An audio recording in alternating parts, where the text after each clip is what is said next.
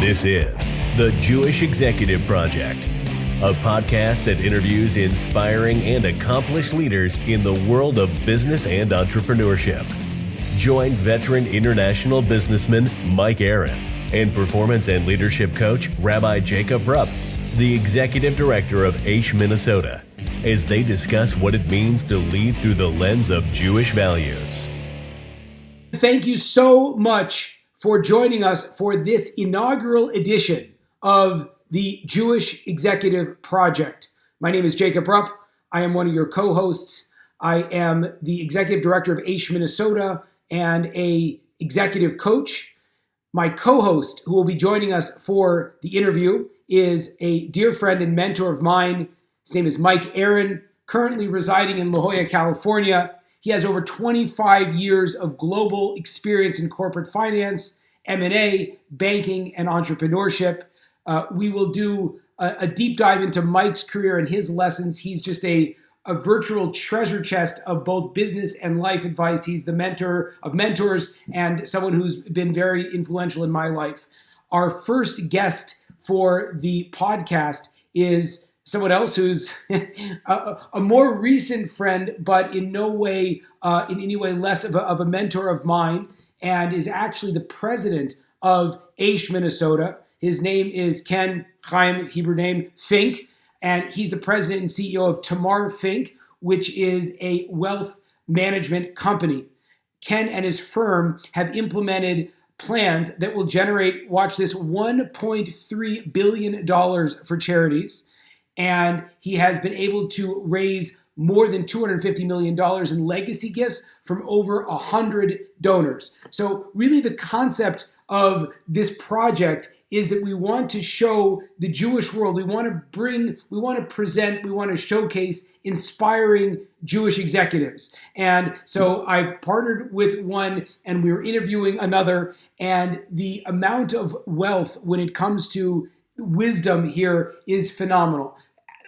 We go into all kinds of phenomenal topics. I think you can really fill a notebook up with great advice from here, and it gives me so much pleasure again to begin this project. Thank you very much to Aish TV and to Aish Minnesota for making this possible, and I hope you enjoyed just a little bit as much as I did. Just one note, as Rashi, the famous medieval commentator, says, all beginnings are hard. Here it really wasn't hard, but there is a slight change, which is that Mike was not on for the very beginning of our interview, and he will just click on. So when you hear that broad and inspiring South African accent, that is my fearless co-host, Mike. Chaim Fink, the fearless leader of Aish, Minnesota. Thank you so much for joining us today. I really appreciate having you on this inaugural edition of the Jewish Executive. My pleasure. Thanks for asking me. It's my pleasure. So tell me a little bit, how did you get to where you are today? You've been, we had mentioned sort of in passing that you had read recently Rav Noach Weinberg's biography, and you've kind of been living this business, Kiruv, Judaism dream for quite a while. How did you get here? Well, it's a big question. My answer is that, thank God I did, but I was at the University of Pennsylvania, and I went there to go to the Wharton School, and I was sitting in marketing classes and economic classes and thinking to myself, this is great, but I have absolutely no idea who I am. And I kept struggling with trying to understand my sense of purpose and mission in this world. I didn't have those words at that time. And I decided, this is maybe time to start exploring and try to figure out who I am and what I might become. And I opened up this book at the University of Pennsylvania, and I looked for, I didn't care what subject I was going to pick. All I wanted to be inspired. I wanted to be in front of an amazing teacher professor. So I picked astronomy, linguistics, Afro-American history, very topical today. I picked religion and culture. And all I did was select the professor who had the highest rating. So I went to these classes, And I ended up in this not Judaism class, but a religion class taught by a Harvard Divinity theological trained theologian, an accomplished theologian, a brilliant teacher, a brilliant writer. And we were analyzing these texts, and there was a few Jewish texts. And at some point in the class, he said to me, "Excuse me for asking, but are you Jewish?" So I said, I was kind of offended by the question, both that he would ask, and that he didn't, So I said, "Yeah, I happen to be Jewish." He says, "Well, I could tell." So I said, "What do you mean?" He says, "Well, because you don't know anything about being Jewish." So apparently this wasn't his first go around with Jewish students. A lot of Jewish students at Penn. I wasn't actually used to being around so many Jews. Being from Minnesota, grew up in, So he said, I really think that you have an inquisitive mind and you should take a Judaism class. Non-Jewish, Harvard Divinity theologian, recommending that I go study Judaism. So I took a Judaism 101, and then I got interested, and I was introduced to another Jewish studies teacher named Arthur Green. Arthur Green wrote Rabbi Nachman of Bratslav, The Tormented Master. And I went into his office, and he had Sfarim like from floor to ceiling, and he was incredibly deep and rich in Judaism and in mysticism from an academic perspective.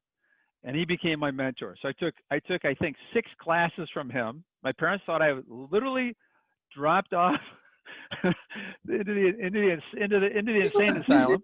Like what are you doing with the investment, right? Excuse me, I couldn't hear you. Your parents were probably wondering, you went to business school. What are you doing with Rabbi Nachman? Right. Exactly. I went to the land of one of the best business schools in the country, and here I am studying what? Judaism? This professor Arthur Green, he's an expert in Jewish philosophy, mysticism, and other subjects. Very interesting individual. And I ended up taking 6 classes from him. He had, as I mentioned, he wrote this book, Rabbi Nachman of Bratslav, The Tormented Master. So I think I thought of myself as tormented. So I was very interested in that book, and he was a bridge for me to learn about Jewish things. He was not particularly observant guy, but obviously extremely knowledgeable. So he sent me to Chabad. He sent me to Hillel. He sent me to Zalman Schachter Shlomi's Shabbaton, which I didn't even know what a Shabbaton was. And so this was my first taste. When I ended up graduating from Penn, which is a shock to my parents, by the way. And my degree was in business, religious studies, and anthropology. So I somehow was able to justify a full degree, and I was able to escape. Subsequent to that, I decided, actually, it was suggested by my business partner in my senior year. I had a business. Speaking of business, I was at that time very engaged and interested in the whole area of personal growth, and that was the time, in the late 70s and the early 80s, when there was a fascination with personal growth and meditation. And my job, it was a magazine I had started actually with this partner who was not Jewish also, and my job was interviewing all the various spiritual leaders around the country. And these were not Zoom calls, by the way. This was long before Zoom. And I would go around and I would meet these gurus. These are Hindus, Buddhists. There was a number of various spiritual traditions, Indian. I mean, we're witch doctors, all kinds of stuff. And my goal was to sort of collate all of these religious experiences and to document them. Of course, I was suffering inside, so I was searching for myself for answers. So, every interview would end, and then I would start asking questions. By the way, I have a few questions for you. And so I was on a mission. I was traveling nationally, writing these articles and promoting the magazine. When this was basically coming to the end of the first year of the magazine, my non-Jewish partner said to me, the problem with you? I said, I have a lot of problems, but what were you talking about specifically? He said, let me show you. And he took out a piece of paper, a napkin actually, in a restaurant, and he drew, he drew a Mogen David, and he said, this is the problem with you. So I said, what do you mean? He said, you still don't know who you are. You need to go to Israel. Again, another non-Jew sending me to Judaism. So I said, well, why would I want to go to Israel? Mike, we were just talking about Israel. Why would I go to Israel? A bunch of crazy people. They're all trying to kill each other. A bunch of religious fanatics. Why would I want to go to Israel? And I unfortunately, my Jewish education growing up was very limited. I was not interested at all. I didn't even have a bar mitzvah. My parents didn't insist on it. And I was like, great, I'd rather go play hockey on a team. I'd rather do, I was big into sports. So the punchline is, this friend of mine said, no, you don't understand. You need to go to Israel and you need to learn about who you are. By the way, it was against his business interest to send me away, although maybe he was trying to get rid of me. I'm not sure. But anyway, so I went. I told my parents, look, I'm going to grab a backpack, make a quick stop in Europe, and I'm going to get to Israel. Israel! And they were hysterical, because it was the beginning of one of the wars of Lebanon. And what year was that? Was that 1980 roundabout? So that was 1983. 1983. Yeah. So there was one of the early Lebanese wars. Correct. Yeah. I always think about Israel because I'm sure, as you gentlemen know, whenever people think of going to Israel, they think they get afraid. These are people that aren't connected so much, and they think, terrorism and this and that. And it's always been like that. And I always think about it as kind of like lions at the gate protecting the gold. There's like a treasure inside Israel, and I remember from my mythology classes at college, there was always something like the Indiana Jones story. There's always something protecting the gold, the gem that's inside. And so Israel has this persona that is dangerous. And so my parents were trying to stop me, and I said, no, I'm going. That's it. I went. I don't want that piece is so amazing. I have a couple of clients of mine whose family has been pushing them to, go, they send their kids to like a more Jewish school, but they themselves are terrified of the implications of what it means to, grow spiritually. And I think that piece is such a beautiful thing that we can say not only about Israel, but also about Jewish growth in general, and maybe just growth in general, is the things that scare you, there's probably something of value on the other side. Yeah. That's great. I love that. It's a great point. And it's a great point, and from an internal perspective, and I 100% agree with that. So my story's kind of going on, but I ended up just tell me if I should continue, or not continue. I went to a program in Tzfat called Livnot v'Haribanot, to build and be built. Oh, I know one of the founders. Oh, you know Aaron Boltzer? Yeah, I do. A good friend of mine in Tzfat, who's also a remarkable guy from Canada, is very involved, and I actually got to meet him, some of the people building and uncovering and doing archaeology and all that, right? Yeah, terrific. Yeah. So in fact, Aaron just contacted me a couple of days ago. So again, this is 35, 37 years ago. How many years ago? 1983 till now. A lot of years ago. So, and thank God he's still going. So I went to that program in Tzfat, which is a work study. And for the first time, they taught us something about Judaism. They brought some rabbis in, which, we're all non-religious kids, not kids anymore, but maybe college graduates. And they had us learning in the morning, keeping kosher for the first time. And then they would send us out in the community to do works, to do different types of community service works. Some people went on digs. Some people, helped clean out the basement of an older lady. Anyway, the amazing thing was to be in the environment of Tzfat, which is, incredibly powerful environment as those that have been there. It's very spiritually pure, and it's the home of mysticism. So this was starting to strum my seeker's neshama, if you will. My soul was just really drawn to this. And I stayed there through the program the program was 8 weeks. And then I decided I'm going to continue. And I went to Jerusalem. Did you find, Ken, that the greatness of this program was one, Tzfat itself sort of really gave oxygen to the flame of your neshama, as you so nicely said it. And isn't it wonderful when you go on a dig and you actually see a history that actually factualizes that emotion of the fire, the combination, especially when a lot of people that aren't that involved in Judaism as part of their growing up life, whilst they might get their neshama flames infused, their logic still fights the validity to that. But when you see the history, didn't you find there was a perfect fusion? A great point. I think the sense of walking through the streets of Jerusalem, or Sfat for that matter, and thinking and seeing that there's thousands of years of our civilization below us, and then going down into those archaeological digs and seeing the various artifacts and the civilization after civilization. I have to say this, and I don't know, Mike or Rabbi, how you feel. I never felt connected to Jewish history and the Jewish people living in Minnesota. I mean, the oldest thing here, other than the American Indians, okay, which would be maybe a couple hundred years old, right? And the Jews have been here for probably almost 100 years, but I didn't feel connected to that. I grew up feeling like my identity is more defined by being a hockey player, a tennis player, and a resident of Minneapolis than to being a Jew.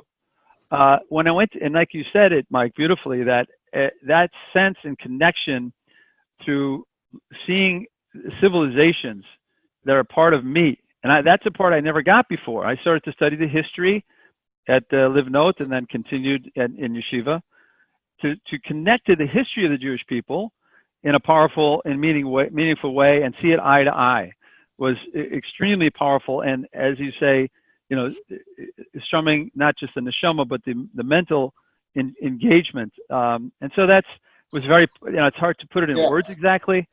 It's actually quite topical right now, because you see so many movements that are going about dismantling history.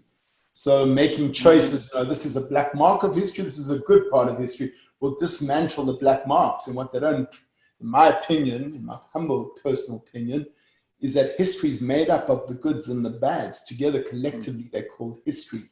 And dismantling parts of it doesn't erase the reality of it still being part of history. It just removes the opportunity for future generations to understand the course of history. Yeah, I think it's critical. I mean, that's a big gap. The attempt to revise or so-called revisionist history, and they just took down Christopher Columbus from the Capitol last week over here in Minneapolis, but I think as it relates to Jewish identity and having a sense of meaning and purpose in life, that as Jews, if we don't study or we don't experience Israel and the history and our own people, I presume the rabbi can comment, but that's why why are we continuing always to recall the story of coming out of Egypt, because we need to connect to that history. We need to feel that we're part of it, and of course the values that go with it. And if you think about it, every year, I'm sorry I'm interrupting you on my time, but every year the famous March of the Living, where Jews go, young students, high school students, through Shiva students, through army people, go visit the camps. And tens of thousands of people go every year. And a non-Jewish friend of mine said, when you guys go there, do you go there to dismantle and to break it down, to erase it? I said, quite the opposite. We don't want to dismantle those camps. We want to see them. We want to be reminded of that period of history and how treacherous mankind can be, and how we go live our lives in that context. We don't go to dismantle them or to take them down. It's the contrary. We go there to stare them in the face, That's 100%. Also, I think the two things that were most pivotal for me in terms of developing a Jewish identity, one was being in Israel and the historical experience, the connection to Jewish history, and then coming face to face with Holocaust survivors who survived, not only survived it, but still believed in something. And I found that to be just remarkable. And studying, the concepts of the Holocaust and meeting actual Holocaust survivors living in Israel, I feel like I was walking amongst angels. I mean, literally, just to be around them.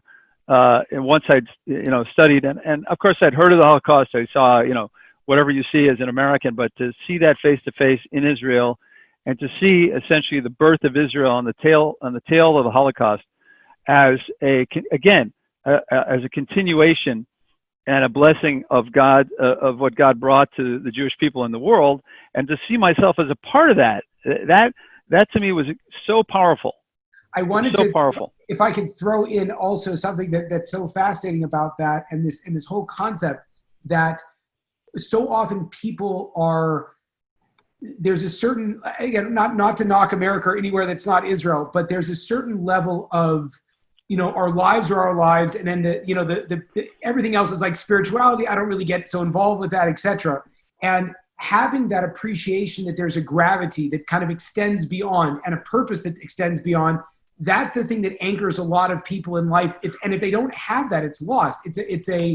I had a conversation with, it's just to illustrate what happens if you don't have this kind of an experience. I had a conversation with someone who's a brilliant Jewish man, brilliant businessman, phenomenal guy. And when it came down to, I said, what's a good life? And he said, I've never been able to put my hand on it. I've never been able to figure that out.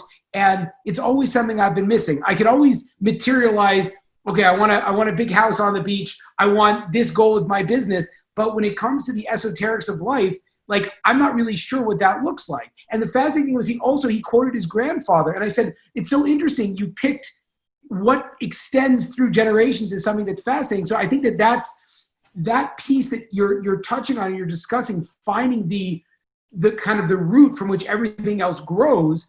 That's what I think our big value add as Jews, and what the Torah does for life is it really anchors us where so many others might not have that ability to connect in a way that kind of creates the prism for everything else that you create. That's great. Right, yeah. That's great. Somewhere you're in Jerusalem. Sorry about that. What's that? That's why people find it very intense to actually live in Jerusalem. They find the intensity of history actually. Find it intense. We're very close to the fire, as the saying goes. I think it relates also that what you're referring to, Rabbi, with people feeling there's something missing. There's a quality of life which is missing, and they can't quite put their finger on it. And of course, it leads to all kinds of dysfunction. It leads people to be workaholic, to drugs, to alcohol, to dysfunctional relationships, because they can't put their finger on what's missing. And we're very blessed in this country to be so physically comfortable and so physically rewarded that we think that that's the end of the deal. Now, for me, I was so lucky because that gnawed at me when I was in my 20s. Many of my friends, it didn't start gnawing at them until they were in their 40s. So that started gnawing at me when I was in my 20s. Having spoken to one of your friends, it sounds like it wasn't gnawing. It was that you were dragging them to classes over and over again, or begging them to come to classes. I'll tell you, Mike, it's the funniest thing. Every single successful businessman, more or less, that I meet in Minneapolis has the exact same story. I was doing great with business, and then this crazy guy, Ken, keeps telling me, you got to come to the rabbi's class. You got to come to the rabbi's class. Finally, I go, and now my whole life's changed. That's literally every single person I've met. So it's definitely something where it made such an impression on you that you really leveraged the gift that you had of getting it while you're young, and been able to really kind of pay that forward to people that didn't necessarily have that when they were young, but you got it to them when they were older. There's a man who recently, he's in his early 60s in Gibraltar, and he had an afterlife experience. He literally was pronounced dead. 20 minutes later, came back. Wow. And he, in a very weak state, talks about what happened to him. He says the first thing that he was asked was, how many Jews did you pull back to Judaism?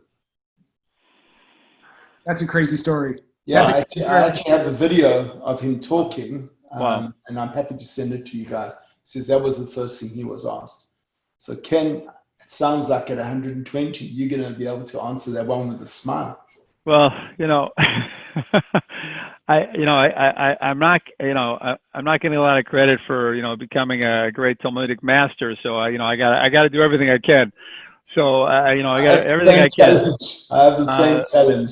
I guess and it really came. Rabbi, you're leading to the right, down a line of questions about, once I sort of, it resonated with me, and I was very blessed to meet Rav Noach, and I ended up in Eshet Torah and Or Sameach and Bravenders, and I was kind of yeshiva hopping because I really wanted to experience a lot, and I at some point during the course of that studying, it became very clear to me that this was different, that this was a different, palatable, different experience than the kind of the smorgasbord of spirituality that I had been playing out, when I was in my college days, and that there was something fundamentally changing inside of me, which was my engagement with who I really am inside. And I decided at that point, although I couldn't articulate it, that this is the path for me. It makes total sense, and the relief of that I cannot express it, because the sense that I felt disconnected, and that I was searching for something to make sense of my inner being, was really because I grew up in a very affluent, very successful family, community. We had everything. There was a country club. By the way, all that's still here, thank God. But this isn't enough. There's something missing. And I don't know if Mike knows it, but unfortunately, my sister Tracy was tragically killed in a car accident when I was 19. Oh, and her memory, Tracy, should be for a blessing. Amen. But that really that experience of losing Tracy, I didn't have an after-death experience like your friend or this person you described, but I had a question imposed upon me by the very circumstances of my life, and that question was, what are you doing here, and why does it matter? Is it all about getting a nice house, getting to the country club, building a nice business, getting a good car, 3.2 children, all the cliches?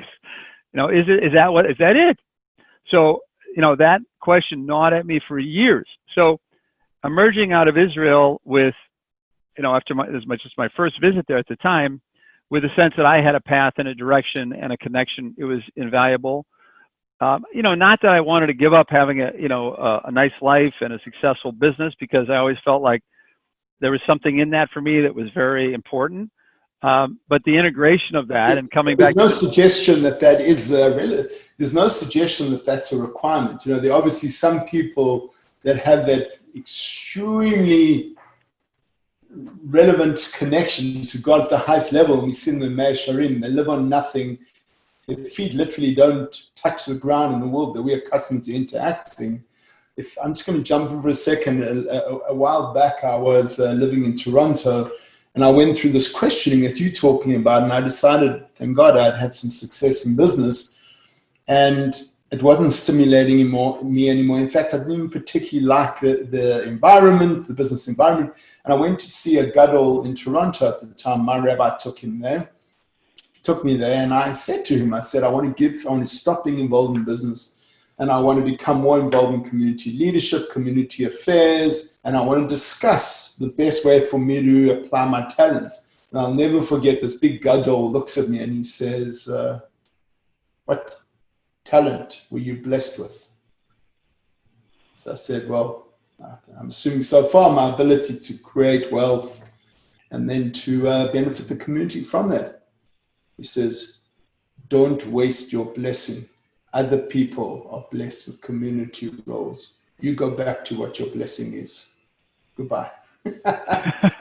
Meaning that if I wanted to go and become the person who left the material world and just learned, he was basically saying, that's not you, man. That's not your blessing. That's not why God gave you your blessings. Mike, I want to jump in on something. There's a very sweet person in our community that is an emerging or very much emerged business leader that whenever we talk, it's this crazy thing because he's always saying things like, well, I'm not doing enough religiously. And there's this sense that I feel like a lot of people have as they grow and as they interact with, the rabbis and the beards and the white shirts and whatever it might be, that's the path for them. And I feel strongly like my whole connection to Judaism was going to the people's homes in Hancock Park in Los Angeles, and seeing that it's possible really to have your feet firmly planted in both worlds and being able to live a nice life and be spiritually connected. So I was saying to him, it's like,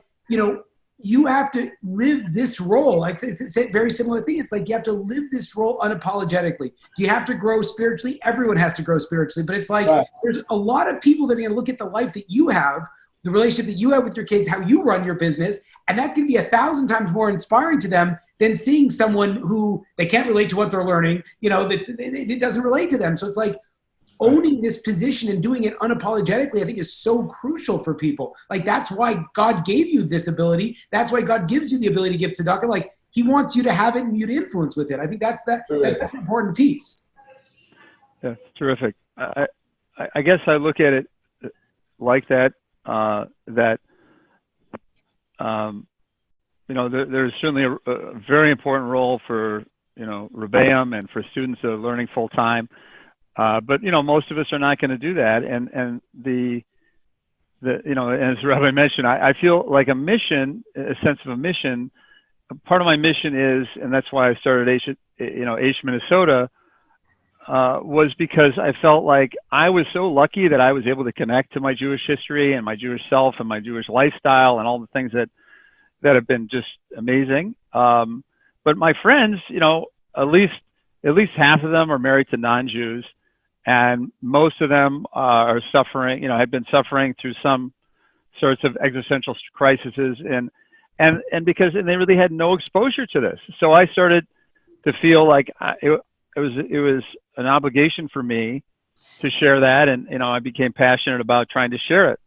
And I could talk a little bit about how Aish Minnesota came about. But I want to say something else about business, because what you're saying is very interesting, Rabbi, because I started wearing yarmulke and tzitzis in business, 36 years ago. At that time, there was a very small Jewish community in the Minneapolis Orthodox community. And I never saw somebody wearing a yarmulke in public, like, my entire childhood. And it was a very small, Orthodox community. So, but and I just decided, and maybe I was naive, and I just wear it everywhere. I mean, just go into any boardroom. I would go into any country club, anti-Semitic country clubs. I would go anywhere. This is what I wear.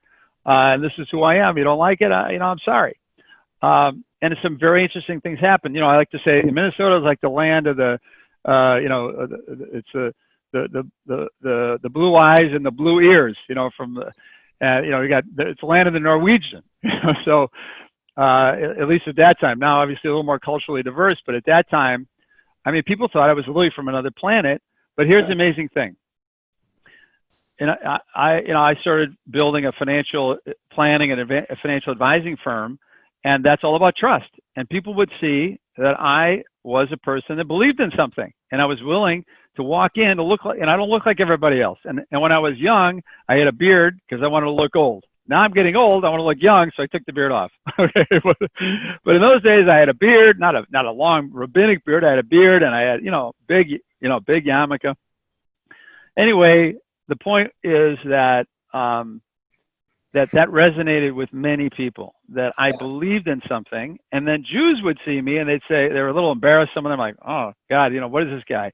And then they realized I'm actually a business guy. I'm not a rabbi. I'm just like another, In fact, one of the stories that became sort of a milestone in my life was I was called into a meeting in Cleveland, and I've done a lot of business in Cleveland over the years.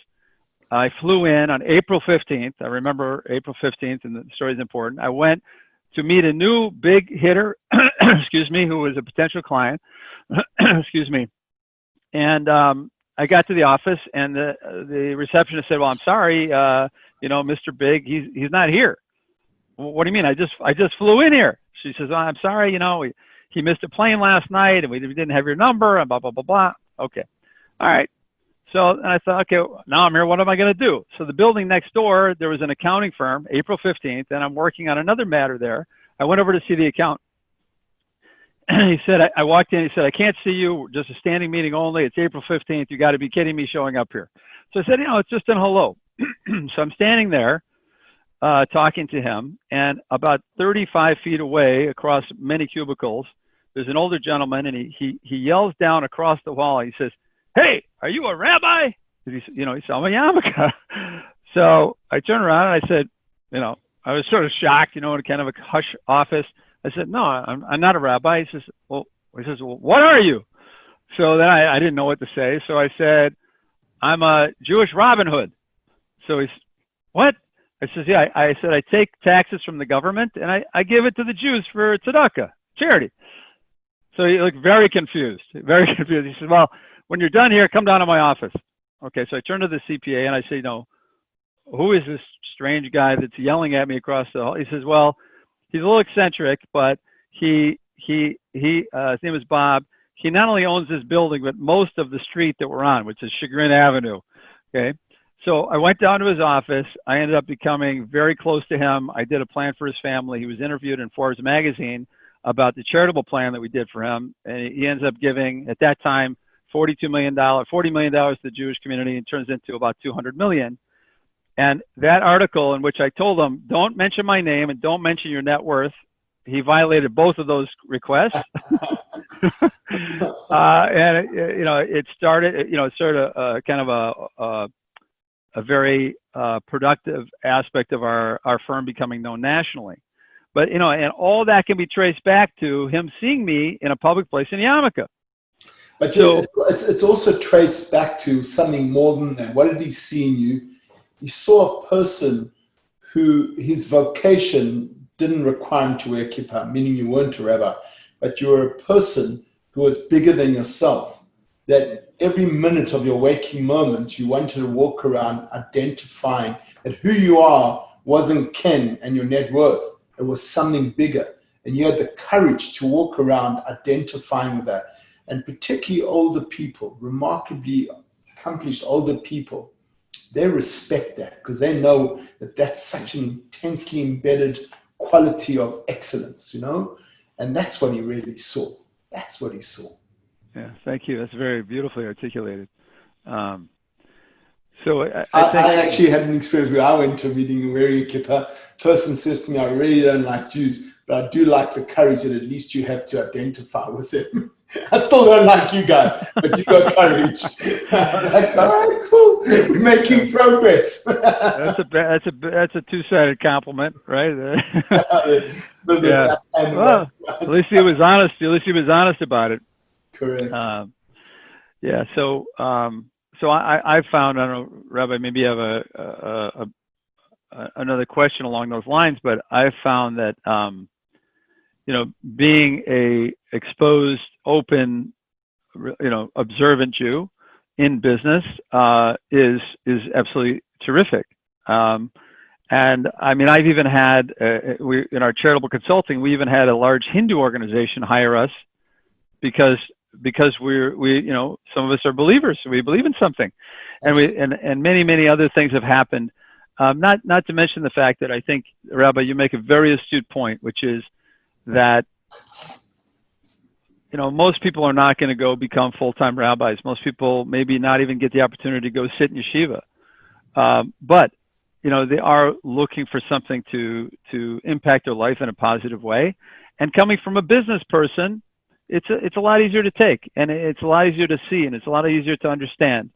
And they can relate. They can relate to us. And I make a habit of, one of the things that I came across a few years ago was that people are talking about the culture of their company, culture, and you have to create an intentional culture.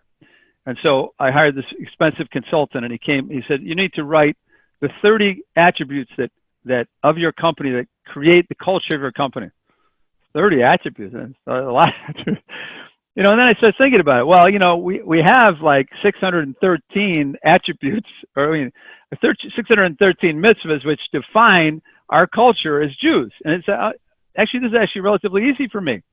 And obviously, you can come in, you can see my office. I've got pictures of Jews. I've got mezuzahs on the door. We're bringing only kosher. We're creating a Jewish environment, even though we have a lot of non-Jews here. We close on all the Jewish holidays, even though we get all the non-Jews, days off on the Jewish holidays. I've done that my entire career.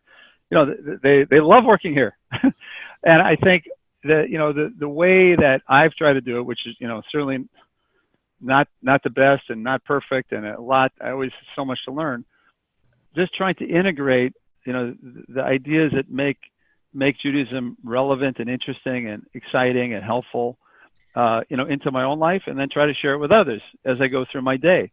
So, which is so relevant nowadays, because nowadays people are being pushed to state publicly their approach, their mission, their culture, their company. And one thing that I've realized in my life, and I'm a little older than Rabbi Rupp, probably a little older than you, Ken, in some ways, but one thing I've realized is words are words, but actions are actions. And when you walk into your office and you see that that painting of the rabbis behind you, well, there are two things that could be. One, it could just be a prop, where it's a beautiful piece of art and it reminds you of an intention that you may have. Or two, it could be a resemblance of the life you live consistently and intentionally. And that's why, when people are putting out these blah, blah, blah mission statements, in many ways I wonder, and very often it's the employees that are asking them to state their mission statement. And maybe I'm just too much of a pragmatic person, but I feel motivated to ask, why do your employees need you to articulate your mission statement? Is it not clear to them working in your company what you stand for, what the company stands for? If my employees had to ask me to write and articulate our company's mission statement in terms of discrimination, blah, blah, blah, I would say I'm doing a terrible job of living what I think my mission statement is. I think that's so phenomenal. I think that what's really interesting is that this idea that we can learn, it's funny, we can learn a lot from the business world as it applies to spiritual growth. One of those concepts is that there's an infinite amount of money that can be made. There's always, again, I know, Mike, you're part of all kinds of phenomenal organizations in San Diego. I know that that Ken, you're part of Harvey McKay's group and all kinds of very important business groups in Minneapolis. And so you'll see that at every point of the business of a person's business life and business career, there's always going to be people that they're mentoring, and there's always going to be people that are, significantly doing much more than they are. And that being said, when it comes to like making more money, it's not bad if you make just a little bit of money compared to somebody else. It's like, what were your goals? What were the expectations that you wanted? And how did you do with that? And again, I hear often no one that's actually successful is going to look at someone else and their accomplishments and say, oh, that's all you made, or that's how many employees you have. It's like, did you have this desire? Did you try to grow yourself? That's fantastic. Let's see how we can help you scale. I think that same thing is true oftentimes in spirituality. Is it's like, there's no like mark that you're trying to get to. It's not like you're ever going to build a company. You're like, cool, I'm good. I've done everything I can. It's just, you're increasingly learning and growing and building more. And maybe the amount of time you spend or how many employees you have, the lifestyle might change, but it's like, there's an infinite amount of growth that's possible, but each one of those growths, if it's kind of in line with your goals, is important. I think that concept is something that's a business concept that everyone would totally understand. There's no shame being the poorest guy in the room of like a YPO or the millionaires roundtable, whatever it might be. But on the flip side, when it comes to spirituality, sometimes people feel like I don't necessarily have a seat at the table. It's like the only reason why you don't have a seat is because you might not have endeavored to try to grow. But if you've made that decision to grow, even if it's going to one class or it's speaking nicer to your wife or spending a little bit more time with your kids, like that itself gets you a seat at that table. Okay, there are people at the table that might have done more than you, but that's fine. They'll help you scale as opposed to make you feel bad. 100%. And this is a beautiful concept. As I read Reb Noach's biography, that he talks about this because there is unfortunately a feeling when it comes to spiritual growth that it's all or nothing, which of course it isn't. But there is, that's kind of an excuse. Like it reminds me.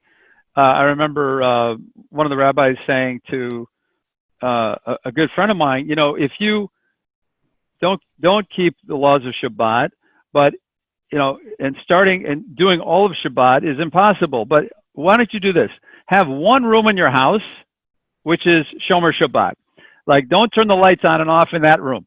Don't turn a TV on in that room. Don't take a device in that room. One room in the whole house, right? You guys got 40 rooms in his house. Okay, so That's a start, right? And he said, well, that's ridiculous. You know, in the next room over there, you know, I'm watching TV, I'm playing on my computer. No, that one, and that was a start, right? So this idea of and I think that, you know, sort of the incremental scalable growth that you're talking about, and that, you know, there's a tendency, you know, the old story about every journey of 5,000 steps starts with the first one. And, you know, all those concepts that incremental, Bittel Torah, incremental starting, doing some every day, a little bit more. And pretty soon, you know, you're doing a lot more. And I think it's very, the analogy to business is perfect, because in business, we're always trying to quantify, you know, are we successful? How successful are we? You know, what are the incremental goals? You don't want a goal to be too high because you know, too low. Again, so I love that integration. And I think, you know, Rabbi Rupp, you and I are, we love the idea of growing. It's like, it's built into our DNA. And so it's almost part of our daily diet is like, if I don't get a little wisdom in me from some source, and Mike, you see Rabbi Rupp on Shabbat, he's always got his nose at least in 3 books. Okay. and during the week as well. Social and, you know, he's a voracious, not to let people see what I'm reading. It's great. So he's now got a voracious appetite to grow, which, you know, I find that very inspiring, you know, and I think the interesting thing is I find that many people in business, their intense appetite is to grow material wealth. And, you know, it's funny because one of the most important commandments is no idols, and you shall have no God other than myself, right? We have only one God. But I look at how many people, Jewish people, observant, not observant, without intentionally realizing it, the idol has become wealth.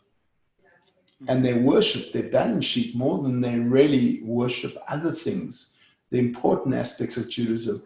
And I think that's one of the biggest challenges we have in such an affluent material world right now, is to remember that affluence is a means to an end, definitely not an end in itself. And we saw in 2008-9, we saw now during Corona, how quickly wealth can evaporate. But a deep belief in worshiping your God, that stays with you. You get shaken sometimes, but it stays with you. Yeah, it's an astute point. I think about it from the perspective that I need multiple experiences every single day to refocus and balance me in terms of what's important. So, you know, getting up and davening, having a time for learning, you know, making blessings over food, obviously Shabbat, you know, speaking kindly to others, not speaking Lashon Hara. I mean, all of these things that I've been, you know, so blessed to learn, which are, you know, just a drop in an ocean of wisdom that we have access to. They literally create an experience of life which is uniquely different.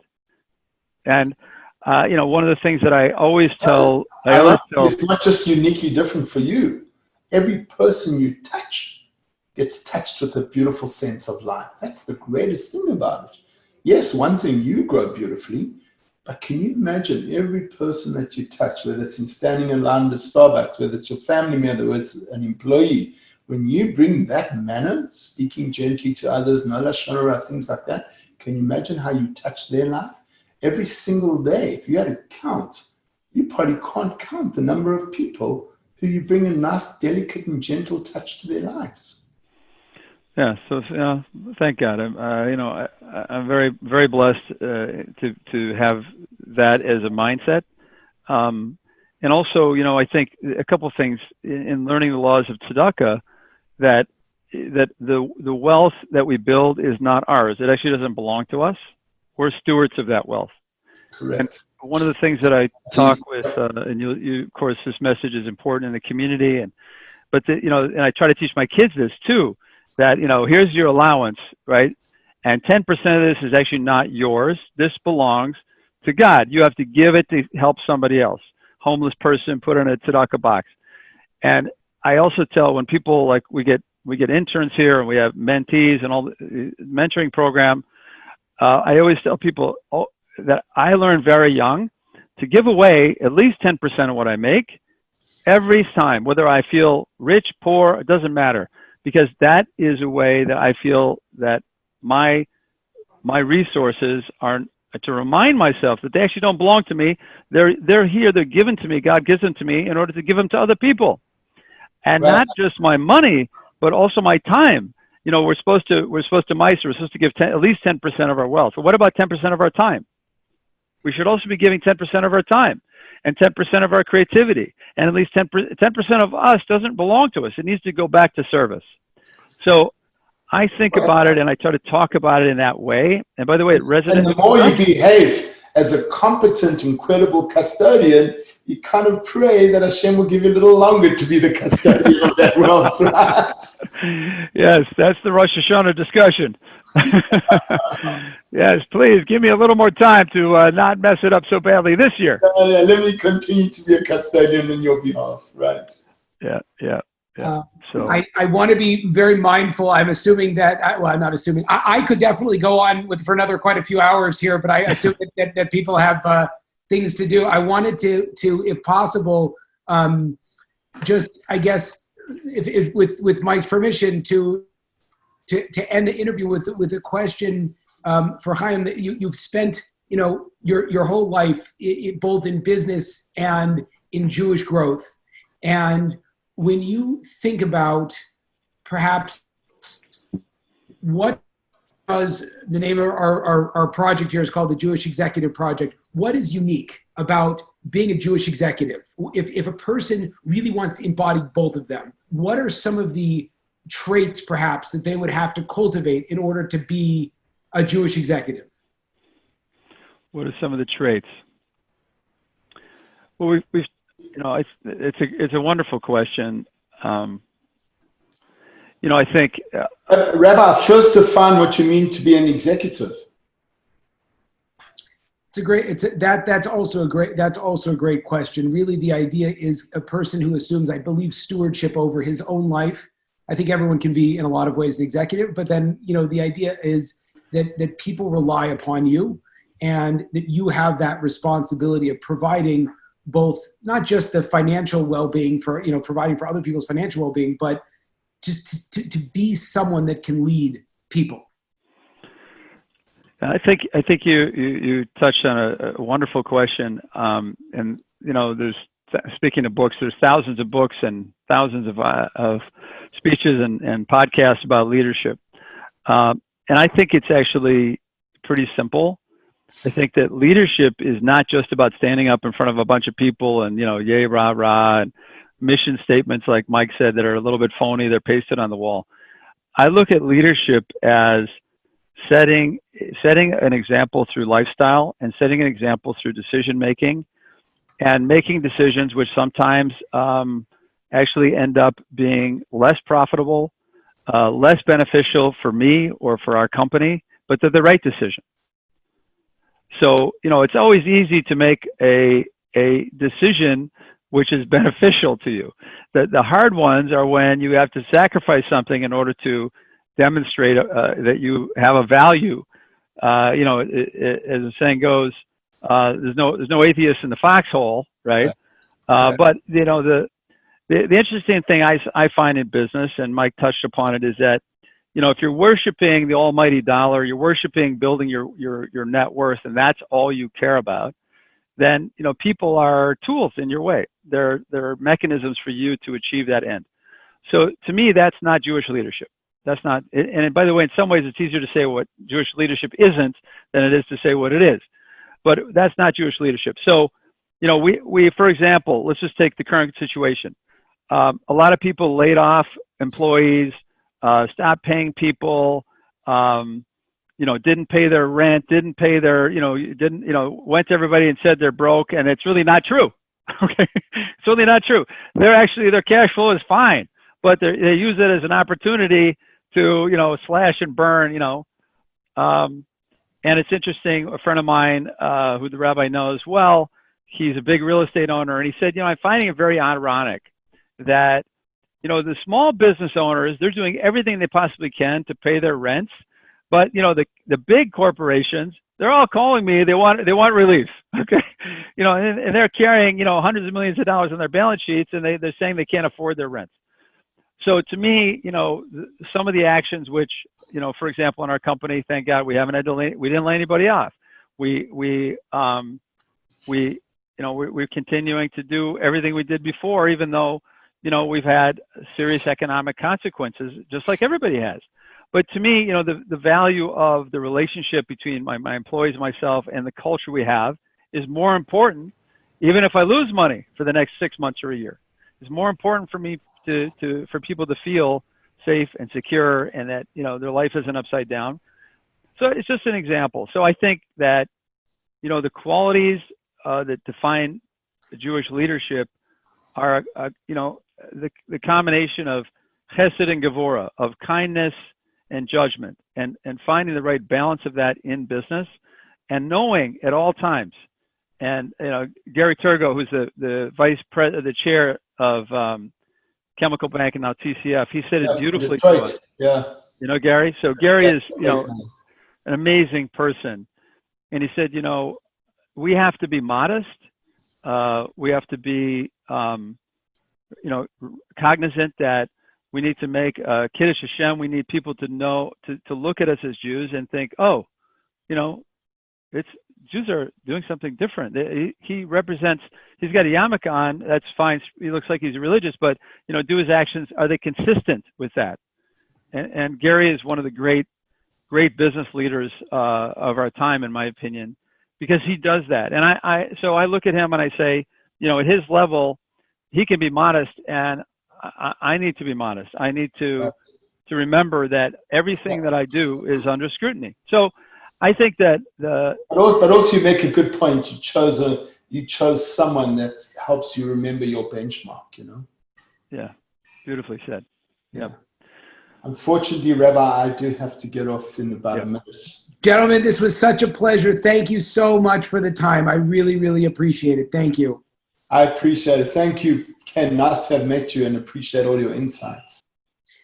And with that, Mike has left the building. But one of the things that I really wanted to ask you, which I don't think I remember to ask, is like, how did you start? You mentioned that your love for Judaism empowered you to start Aish, Minnesota. But like, what was that actual transition? Because there's a lot of people that go to Aish. There's not so many people that start in Aish in their city. Oh, great. Thanks for that question. About 20 years ago, I got referred into doing some work in Los Angeles, and I met Dick Horowitz, the founder of Aish Los Angeles, who became not only the national but the international president of Aish International. Also, the reason why my wife and my sister went to Israel, I think twice each of them, and became more observant. So, on a personal level, I'm deeply appreciative of the work that he's done. Yeah, so Dick is, an amazing person, and that's not unusual to hear such a story, because literally hundreds of people have been to Israel because of Dick and have grown and become involved in Judaism because of Dick. And also, he may be the most philanthropic person I ever met. And Dick became a mentor of mine in Tzedakah, and we started to work together on some matters in Los Angeles together. He invited me, along with Ephraim Shore, to come to the Partners Conference. So I used to go to the Partners Conference, and this goes back, 20 plus years. And there was, 800 or 1,000 people, and everybody was there with a name tag. And, the name tag would be, Jacob Rupp, Minnesota. So this was Chaim, Fink, Minnesota. And so people would come up to me and they say, "Oh, you're from Aish, Minnesota." So this is, 20 years, there was no Aish. So I'd say, I explain, well, there's really no Aish, Minnesota. I'm like a guy here from, and then people keep saying it. It keeps saying, eventually, I'm not explaining it anymore. Yes, I'm the guy from Aish, Minnesota. So then, this happened for several years. And Dick Horowitz called me up one day and he said, we appreciate your support, HLA, International, and all these things you're doing. Wonderful. He said, but you really should start Aish, Minnesota. And you should make real that discussion about that name tag and start an Aish in Minnesota. And so that was about 15, 16 years ago. And so we started to explore this idea, because there really was very little outreach. There's a wonderful community, a kollel, but there was no real outreach to the professional community and to the non-religious community, in Minneapolis. And so that was really the impetus. And so Dick really was an inspiration. And of course, seeing what he had done in LA was incredible example, incredible model. And we started to put it together with Reb Noach's blessing. And as they say, the rest is history. And we're very blessed to have you and Julie in Minnesota. We really appreciate you guys having given up the great weather of San Diego to come to Minnesota and help us, transform the city, what you're doing. So I wanted to publicly thank you for your amazing work and what you're doing. I'm just beyond words to describe my appreciation and thanks and my excitement and enthusiasm going forward for what's going to be next. Thank you for listening. We appreciate your support. For more information or how to reach us, please follow us on social and reach out to jrupp@aish.edu.